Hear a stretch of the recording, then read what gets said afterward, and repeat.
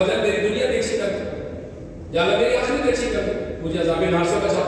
تو یہ نبی پاک صلی اللہ علیہ وسلم کی بڑی زبردست دعا ہے. شیخ طریقت امیر اہل سنت مولانا محمد ریاض عطا قادری دامت برکاتہ العالیہ آپ فرماتے ہیں کہ جب مستجاب پر کعبۃ اللہ کے جو چار کونے ہیں ان پر چار دیواریں ہیں, ادھر جا کر جہاں 70,000 فرشتے ہر وقت موجود رہتے ہیں, جب یہاں سے طواف کعبہ کے دوران گزرے تو یہ دعا پڑھے ربنا آتنا فی الدنیا حسنۃ وفی الآخرۃ حسنۃ وقنا عذاب النار. میرے پیارے اسلامی بھائیوں, واقعی ایک طبیعت ہے جو بندے کو دنیا کے اندر عزت بھی دلواتی ہے اور طبیعت اور مزاج ہے جو ذلت بھی دلواتی ہے.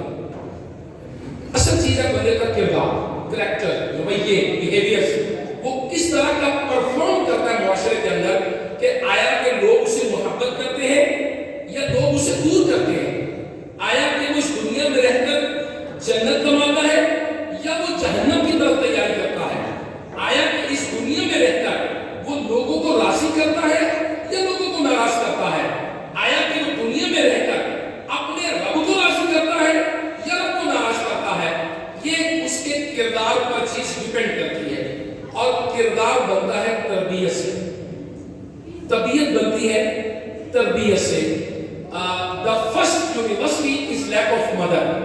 پہلی یونیورسٹی ہے ماں کی گود. ماں کی گود سے وہ بہت سارے رویے سیکھے گا, پھر والد سے سیکھے گا, بہن بھائیوں سے سیکھے گا, اس کے بعد پھر اس کی اسکولنگ ہے, اس کے بعد پھر ادارے میں جائے گا اور وہاں جا کر سیکھے گا.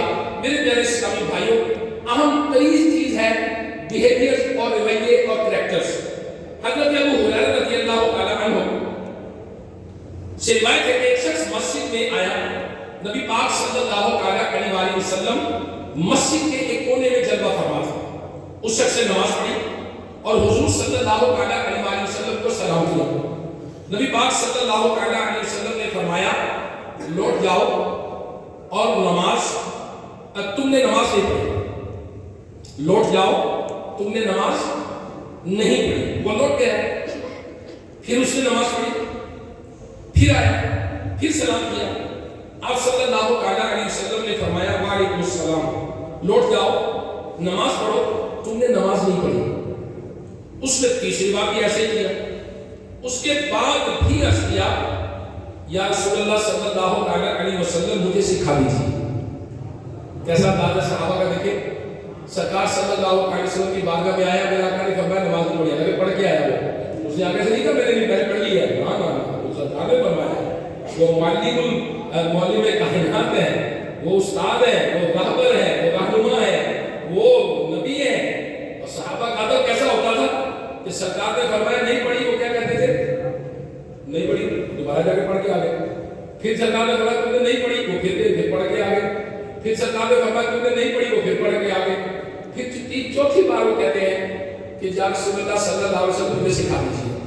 میرے آقا علیہ الصلوۃ والسلام نے فرمایا تم نماز کی طرف اٹھو تو وضو پورا کرو, وضو پورا کرو, پھر کعبے کو منہ کرو, پھر تکبیر کہو, پھر جس قدر قرآن آسان ہو پڑھ لو, پھر رکوع کرو حتیٰ کہ رکوع میں مطمئن ہو جاؤ, کمر سیدھی ہو جائے, مطمئن ہو جاؤ, پھر اٹھو حتیٰ کہ سیدھے کھڑے ہو جاؤ, پھر سجدہ کرو حتیٰ کہ سجدے میں مطمئن ہو جاؤ, پھر اٹھو حتیٰ کہ اطمینان سے بیٹھ جاؤ, پھر سجدہ کرو حتیٰ کہ سجدے میں مطمئن ہو جاؤ, پھر اٹھو حتیٰ کہ اطمینان سے بیٹھ جاؤ, اور پھر اپنی ساری نماز میں یہی کرو. میرے پیارے اسلامی بھائیوں, اس حکایت سے 4 نکات پوائنٹس ہم نے حاصل کیے.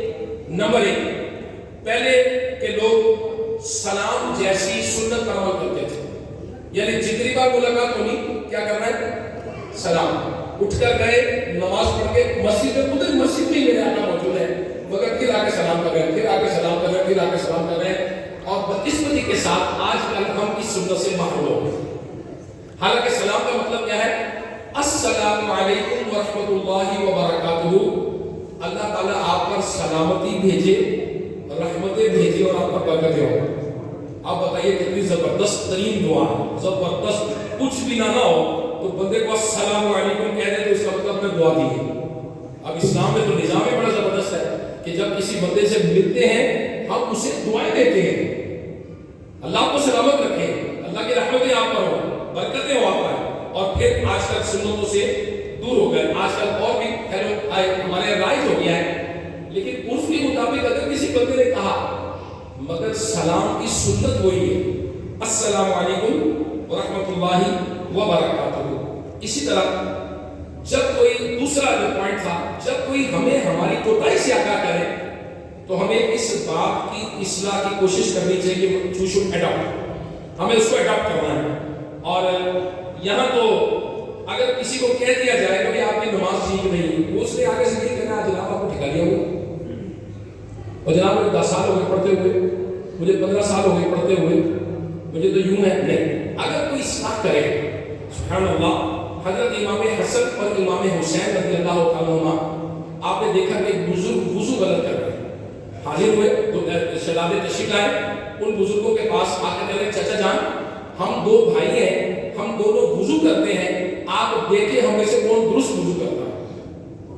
इमाम हसन ने भी वुजू किया, इमाम हुसैन ने भी वुजू किया। वो बुजुर्ग कहने लगे कि मैं ही गलत था, बच्चे आपका ठीक है। देखिए कैसा प्यारा अंदाज है, अडॉप्ट करना।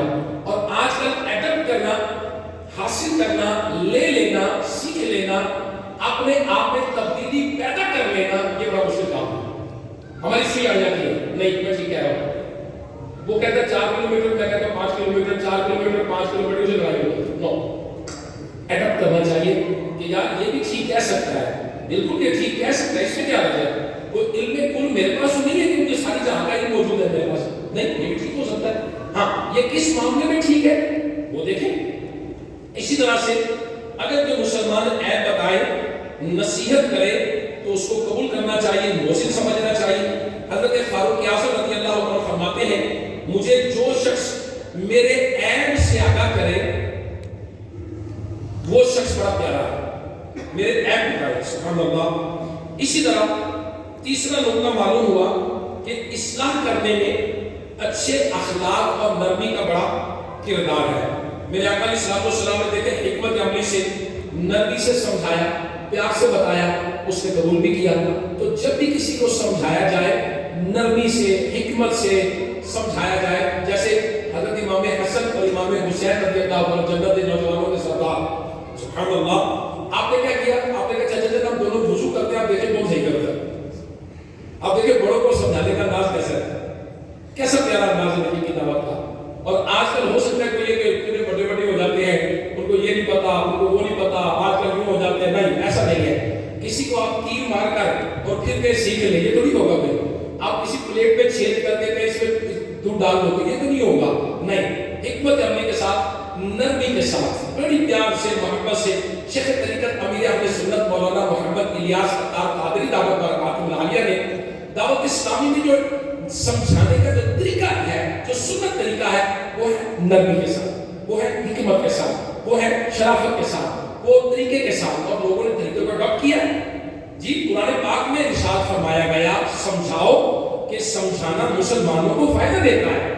तो अल्हम्दुलिल्लाह लोगों ने समझा और नरमी से समझा, हिकमत से समझा, समझाया, लोग समझ गए। और अल्लाह का करम है, दुनिया भर के अंदर इस वक्त दावत इस्लामी 100 से ज्यादा मुल्कों में ऑर्गेनाइजेशन स्ट्रक्चर रखती है, जहां लोग समझ रहे हैं। जी हाँ, मदनी चैनल के जरिए समझ रहे हैं, दावत इस्लामी के मदनी काफिले सफर करते हैं, दावत इस्लामी के इज्तिमा मुनक्किद किए जाते हैं, लोग समझ रहे हैं। तो लिहाजा हिकमत अमली के साथ, नरमी के साथ कोशिश की जाए। लिहाजा जल्दबाजी जो है ये तबीयत में नहीं होनी चाहिए।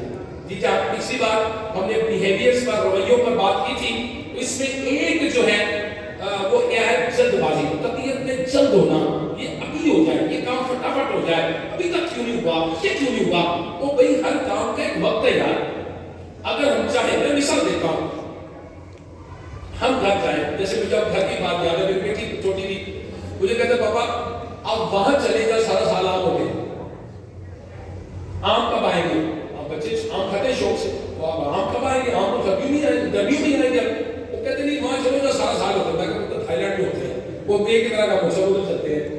تو کہتے ہیں اب اگر تو کہے گا مجھے آم کھا لے, مجھے آم کھا لے, مجھے ابھی کھا لے, وہ نہیں کھاتے بیٹا. ہاں یہ پل مل جائے گا, اس کا گدا مل جائے گا, آم نہیں ملے گی. اسی ہمیں امپورٹ کرنے پڑیں گے کسی ایسے ملک میں جہاں حاصل کرنی ہے. تو ٹھیک ہے, بعض چیزیں ایسی ہیں وہ اپنے وقت پہ ہی ہونی ہیں, ان کا طریقہ کار ہے. جلد بازی جو ہے یہ شیطان کی طرف سے ہوتی ہے اور یہ بہت زیادہ طبیعت کے اندر نقصان کرتی ہے. اسی طرح جلد بازی سے بنے بنائے کام بگڑ جاتے ہیں. جلد بازی ناکامیوں کا وہ دکھاتی ہے. جلد بازی پچھتاوے کا سبب بنتی ہے. جلد بازی سے عزت اور وقار دونوں ختم ہو جاتے ہیں. جلد بازی کے باعث بعض اوقات بار بار معافی مانگنی پڑتی ہے. اور جلد بازی جو ہے وہ ترقی کے راہ میں رکاوٹ بنتی ہے. جلد بازی ترقی کے راہ میں رکاوٹ بننے کے ساتھ دوسروں کے سامنے شرمندہ بھی کرواتی ہے. اسی طرح جلد بازی کرنے سے انسان اپنے حق سے محروم ہو جاتا ہے اور بعض اوقات جلد بازی ہاتھوں بھی توڑواتی ہے اور بستر پہ پہنچاتی ہے اور بعض اوقات موت کے گھاٹ اتار دیتی ہے. لہٰذا جلد بازی کرنے سے مطلوبہ نتائج حاصل نہیں ہوتے. اگر کوئی کتاب جلدی نہیں پڑھے گا تو یاد تھوڑی ہوگا, وہ فائدہ تھوڑی ہوگا. اگر کوئی کتاب کھانا جلدی نہیں کھائے گا تو ہضم تھوڑی ہوگا, منہ کا لعاب اس میں شامل تھوڑی ہوگا, سلائیوا جو ہے وہ پیٹ میں درد نہیں کرے گا. تو جلد بازی کے جو نقصانات ہیں, بعض اوقات انسان مخلص دوستوں سے محروم ہو جاتا ہے اور نفرتوں کے بیج پڑتے ہیں.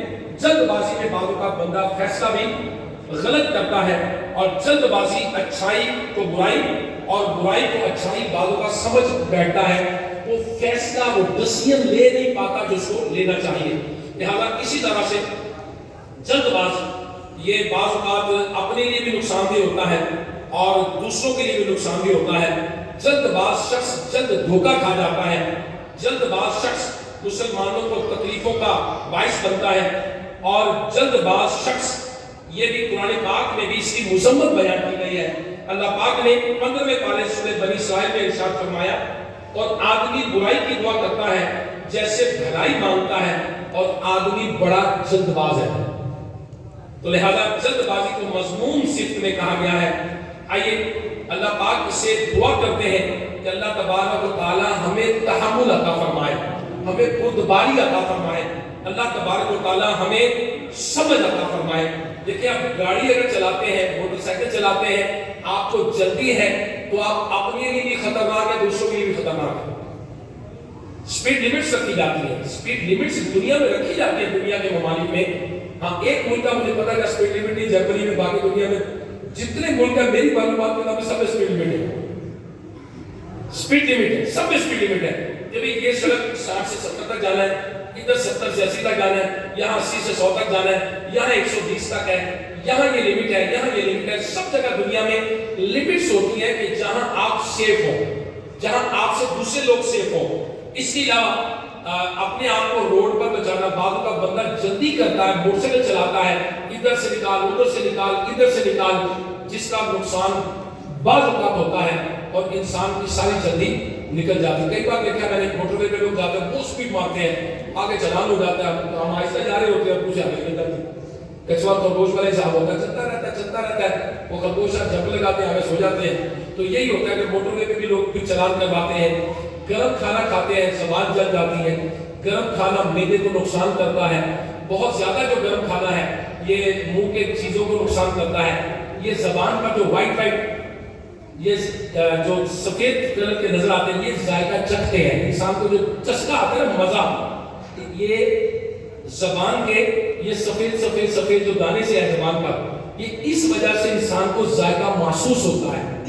تو جو لوگ بہت زیادہ گرم کھاتے ہیں ان کو ہی نقصان پہنچتا ہے. یا لوگ جو پان کھاتے ہیں, چونا, جو چونا ہوتا ہے پان کے اندر, اس چونے کی وجہ سے یہ بھی ختم ہو جاتے ہیں. اور عام طور پر جو پان خور ہوتے ہیں ان کو کھانے کا اتنا مزہ نہیں آتا, ان کو چیزوں کی لذت محسوس نہیں ہوتی کیونکہ ان کی یہ چیزیں ختم ہو جاتی ہیں.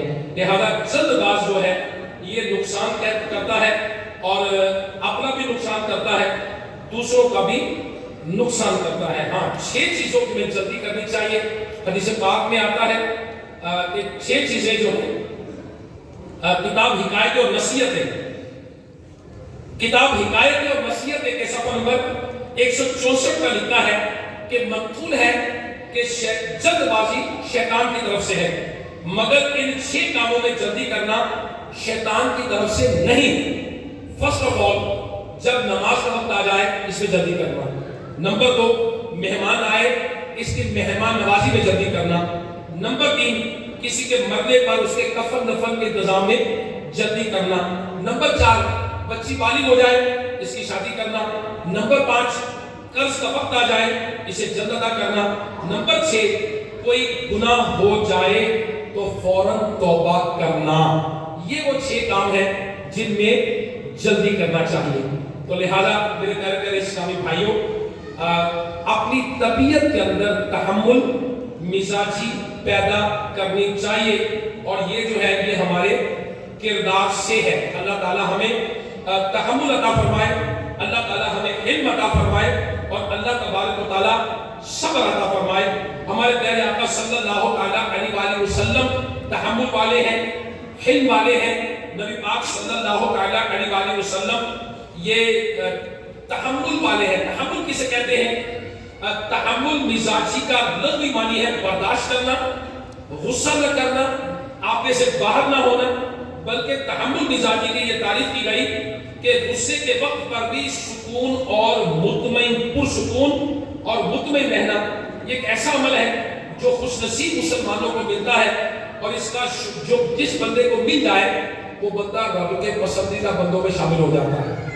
اللہ پاک نے پارہ 4 سورہ آل عمران کی 134 نمبر آیت میں ارشاد فرمایا اور غصہ پینے والے اور لوگوں سے درگزر کرنے والے اور نیک لوگ اللہ کے محبوب ہیں. تو یہ کردار با کردار شخص کی پہچان دی گئی. غصہ پینے والے, لوگوں سے درگزر معاف کرنے والے اور نیک لوگ یہ اللہ کے محبوب ہیں.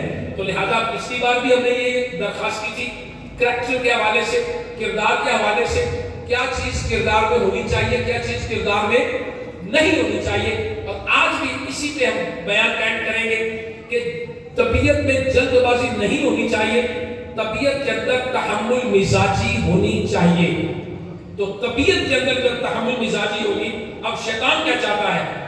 اب شیطان یہ چاہتا ہے, قرآن مجید میں اللہ نے ارشاد فرمایا شیطان ان کے آپس میں فساد ڈال دیتا ہے.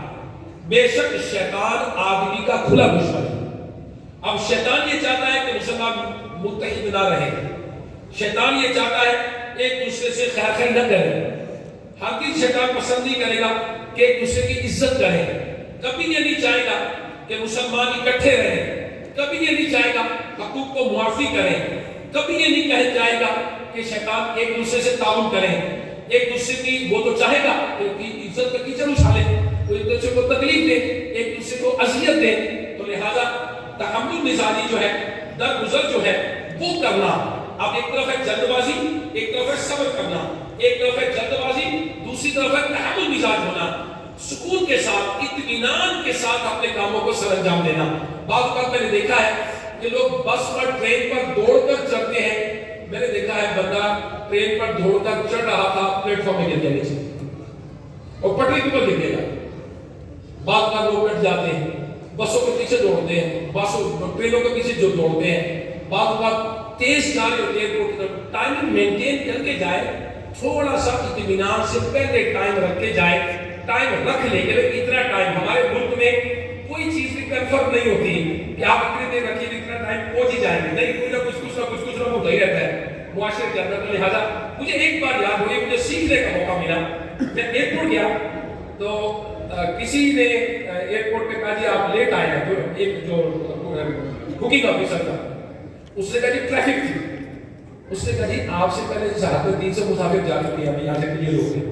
ٹریفک تو ان کے لیے بھی تھی, آپ کے لیے خالی تھوڑی تھی. آپ کو ٹریفک تھی, ان کو بھی تو ٹریفک تھی نا, وہ کیسے آ گئے؟ بات بڑی سمجھ آئی کہ یار واقعی جب 300 مسافر جہاز میں آ گئے تو میرے لیے کیا پرابلم تھی, میں بھی آ سکتا تھا. تو لہٰذا اپنے کاموں کو بڑے طریقے سے تحمل مزاجی کے ساتھ کرنے سر انجام. بچوں کو لوگ جلد بازی میں مارتے ہیں, گھر والوں کو مار دیتے ہیں, کوئی الٹی خبر سنی فوراً اس پہ نافذ کر دیتے ہیں. صبر پہ کریں یار. مثال کے طور پر کسی نے کہا کہ اس بچے نے شرارت کی, آپ کوئی کام نہ کریں, صبر کریں, آپ ٹھہر کے چھوڑیں. تھوڑی دیر بعد ہو سکتا ہے کہ اس نے کی تھی وہ باز آ گیا کہ اس نے یہ کر لیا وہ کر لیا, بات بدل جائے گی. آپ ان کو مار چکے, نہیں مارنا چاہیے, نہ صبر کرنا چاہیے, تحمل مزاج ہونا چاہیے, حکمت عملی کو اڈاپٹ کرنا چاہیے. نبی پاک صلی اللہ علیہ وسلم نے ارشاد فرمایا، سبحان اللہ، جس شخص میں یہ تین باتیں ہوں گی اللہ کریم قیامت کے دن اس کا حساب بہت آسان طریقے سے دے گا اور اس کو اپنی رحمت سے جنت میں داخل فرمائے گا۔ صحابہ نے عرض کی، یا رسول اللہ صلی اللہ علیہ وسلم، کون سی باتیں ہیں؟ آپ نے ارشاد فرمایا، جو تمہیں محروم کرے تم اسے عطا کرو، نمبر 2 جو تم سے تعلق توڑے تم اسے تعلق جوڑو، اور نمبر 3 جو تم پر ظلم کرے تم اسے معاف کرو۔ لہذا تحمل کیسے پیدا ہوگا؟ نبی پاک صلی اللہ علیہ وسلم نے فرمایا، تحمل مزاجی بتکلف، یعنی تکلیف برداشت کرنے سے پیدا ہوتی ہے، اور جو بھلائی حاصل کرنے کی کوشش کرے اسے بھلائی دی جاتی ہے، اور جو شر سے بچنا چاہتا ہے اسے بچایا جاتا ہے۔ تحمل پیدا کرنا تو جیسے بات میں کیا تکلف بتکلف، اس لیے کوشش کرنی پڑے۔ جیسے میں چاہتا ہوں کہ میرا اسمائلنگ فیس رہے، میں مسکراتا رہوں، تو مجھے کوشش کرتے رہنا پڑے گا کہ میں مسکراتا رہوں، پھر بھول جاؤں گا، پھر پھر مسکرانا ہے، اچھا تھوڑی دیر بعد پھر کیا نہیں مسکرانا ہے تو پھر مسکرانی ہے۔ تو بتکلف اپنی عادت بنانے کے لیے وہ چیز بار بار کرنی پڑے گی۔ ایک بار آپ نے کر لیا وہ آپ کے اخلاق نہیں ہے، ایک دو بار آپ نے مال خرچ کیا یہ سخاوت نہیں ہے، عادتاً ہو، عادتاً۔ اخلاق کہتے ہیں عادت کو، جو عادتاً ہیبٹس بندے کی ڈیولپ ہو جائیں۔ اسی طرح فرمایا گیا کہ 5 کام انبیاء کرام کی سنت ہے، ان میں سے تحمل مزاجی بھی ہے۔ تحمل، دنیا میں بہت ساری جنگیں ہوتی ہیں جس میں وجہ جلد بازی بھی ہوتی ہے، تباہ و برباد ہو جاتے ہیں بعض اوقات۔ اگر لیڈرز، بالخصوص جو لیڈرز ہیں، یہ اگر تحمل مزاج نہیں ہے تو وہ مر گئے۔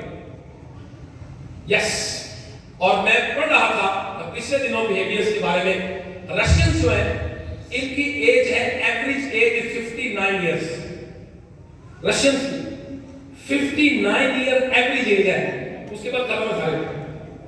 اور میں اسپینش بھی دیکھ رہا تھا، 83 ایئرز ہے۔ فرق دیکھا تو فرق یہ تھا کہ رشینز لڑتے بہت زیادہ ہیں، وہ لاکھوں ہوتے ہیں، وہ غصہ ہو جاتا ہے، وہ پڑھتے ہیں اور آپس میں مار دیتے ہیں دوسرے کو۔ ان کی ایوریج ایج اس ماڈرن دور کے اندر بھی 59 ایئر ہے، اس دور کے اندر بھی ان کی ایوریج ایج 59 ایئر ہے اور دوسروں کی زیادہ ہے۔ تو طبیعت کے اندر جب بندہ ہے ہی لڑاکا، جب مزاج میں اس کو غصہ ہے، جب صبر ہے ہی نہیں، جلد بازی ہے، تو وہ نقصان کرے گا۔ اور پوری قوم کا مزاج دیکھیں کیسا بندے 59 ایئر پہ ختم ہو جاتے ہیں۔ تو اللہ ہمیں صبر نصیب فرمائے، اللہ ہمیں ٹالرنس نصیب فرمائے، برداشت نصیب فرمائے، اور معاف کرنا اختیار کرو، یہ قرآن پاک میں ہے۔ تو اپنی جو طبیعت بیہیویئر رویے جو ہیں یہ صحبت سے بنتے ہیں، اور جتنی اچھی صحبت ہوگی، جن اچھے لوگوں میں اٹھیں گے، جن اچھے لوگوں میں بیٹھیں گے، ویسا ہی ہمارا مزاج بن جائے گا۔ لہذا اپنی صحبت کو a man is known by he company he keeps, ایک آدمی اپنی صحبت سے پہچانا جاتا ہے، جیسے اس کی صحبت ہوگی ویسے بالخصوص ہم میں سے جو پیرنٹس ہیں، جو والد ہیں، جو بچوں کی والدہ گھر میں ہیں، ان سے کہیں کہ آپ پہلی بات ہے والد کو جا کے غصہ نہیں کرنا چاہیے، کیا پکایا ہے، یہ پکایا، یہ ٹھنڈا ہے، یہ یوں ہے، یہ یوں ہے، ایسا ایکٹ نہیں کرنا چاہیے۔ گھر میں جا کے کوئی بچوں کے سامنے رویہ نہ کرے کہ بچہ سیکھ جائے اور بچے کی ماں نے بھی اٹھا کے موبائل دیوار سے مارنا ہے تو ملتا جاؤ کھو جا کے۔ تو یہ بیہیویئر جو ہے، انہی لوگوں کے بچے باہر آتے قتل و غارت کرتے ہیں، انہی لوگوں کے بچے باہر آتے لڑائی جھگڑے کرتے ہیں، جنہوں نے ماں باپ سے یہ دیکھا ہوتا ہے، جن کی طبیعت اور مزاج سے بن جاتا ہے۔ بچہ اپنی طبیعت میں کچھ بھی نہیں ہوتا، جو سیکھتا دنیا سے آگے سیکھتا ہے، ماں باپ کے رویوں سے سیکھتا ہے، صحبت سے سیکھتا ہے، اسکول سے سیکھتا ہے، کتابوں سے سیکھتا ہے، اور جو کچھ ہو سکتا ہے وہ دنیا ہی سے سیکھتا ہے، لینگویج بھی دنیا سے سیکھتا ہے۔ اللہ تبارک و تعالیٰ کو اس کو پیدا فرماتا ہے جو بڑھانا بنا لو، لیکن ہم بعض اوقات اس کا ایسا بنا، بعض اوقات یہاں جمعے کی نماز کے بعد ملاقات ہوتی ہے، بعض لوگ آتے ہیں کہ جس کو بچے کو دم کر دے غصہ بڑا کرتا ہے۔ میں کہتے کتنے سال کا؟ کہتے جی 3 سال کا۔ میں کہتے سایوں میں جاتا ہے؟ کہتے نہیں جی۔ میں کہتے اسکول جاتا ہے؟ کہتے نہیں جی۔ تو رشتہ داروں میں جاتا ہے؟ نہیں جی۔ تو میں کہتے غصہ کدھر سے سکھائیے؟ رشتہ داروں میں جاتا نہیں ہے، اسکول جاتا نہیں ہے، یہ محلے داروں میں جاتا نہیں ہے، غصہ کرتا ہے۔ تو ماں باپ کی گود سے اترا ہی نہیں ابھی تک، یہ تو غصہ کہاں سے آ گیا اس کو؟ اس کا مطلب ہے ماں باپ میں ہے نا کسی میں یہ۔ تو ہمیں اگلی جنریشن کو بھی ٹالرنس، صبر اور برداشت کی تربیت دینی ہے۔ اگر معاشرے کے اندر یہ چیز پیدا ہو جائے تو انشاءاللہ بہت زیادہ فوائد ہوں گے۔ ہم نے دعا کی ہے ربنا آتنا فی الدنیا حسنۃ وفی الآخرۃ حسنۃ وقنا عذاب النار. ہم نے اس دنیا کو اتنا اچھا کر لینا ہے کہ انشاءاللہ اس دنیا سے آخرت کمائیں انشاءاللہ. ہم نے جنت کمانی ہے اور جنت ہمیشہ ہمیشہ ہمیشہ کی جنت ہے. وہ اس دنیا میں کوشش کرنی پڑے گی ہمیں اس کے لیے. اللہ تعالیٰ ہمیں دنیا میں ہماری کوتاہیاں معاف فرمائے اور اللہ تعالیٰ آخرت کے اندر ہمیں درجات کو بلند فرمائے.